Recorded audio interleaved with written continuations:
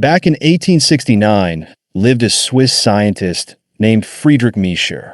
In a quiet lab in Switzerland, Miescher was studying white blood cells when he noticed something unusual inside their nuclei, a sticky substance he called nuclein.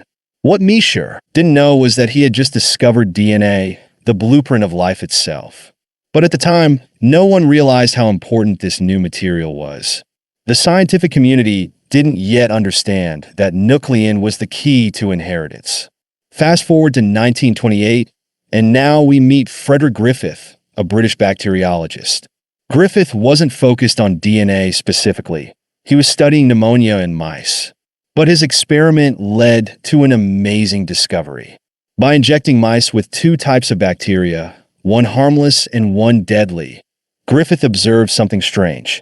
When he mixed the harmless bacteria with heat-killed deadly bacteria, the mice still died. Why? Because some transforming principle from the dead bacteria was passed to the harmless bacteria, turning them deadly. Griffith didn't know it at the time, but this transforming principle was DNA. This experiment hinted that DNA was indeed the molecule responsible for passing genetic information, though it would take more time for this to be fully understood. Next, let's meet William Thomas Asbury. In the 1930s, Asbury was one of the first to take X-ray diffraction images of DNA, much like Rosalind Franklin would later do. While his images didn't reveal the double helix, they provided early clues that DNA had a repeating structure. His work laid the groundwork for what would come next, though it still wasn't clear what DNA looked like or how it worked. Now we fast forward again, this time to the early 1950s. The search to unlock the structure of DNA is heating up.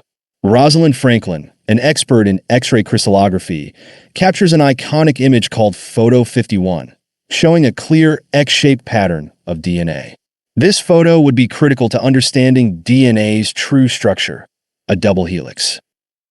Meanwhile, James Watson and Francis Crick at Cambridge University are racing to solve the mystery of DNA. With Franklin's Photo 51 and earlier insights from Maurice Wilkins, Watson and Crick piece together the puzzle. They realize DNA is not just a twisted ladder, but the two strands are held together by specific pairs of bases, adenine with thymine and guanine with cytosine. On February 28, 1953, they finally unveil their model of DNA, showing the famous double helix structure. This discovery explains how DNA can replicate itself, passing genetic information from one generation to the next. It's a moment that revolutionizes biology and medicine, helping us understand everything from genetic diseases to evolution. But remember, the story doesn't belong to just Watson and Crick. It stretches back to Miescher's first discovery of nuclein, Griffith's experiment showing how genetic information could be transformed, Asbury's early diffraction studies, and Franklin's essential X-ray work. Each scientist played a crucial role in revealing DNA as the molecule of life. Imagine being part of this incredible journey of discovery, from the unknown nuclein in the 1800s to unlocking the genetic code itself. If you could make one great scientific discovery, what would it be? Tell us in the comments below.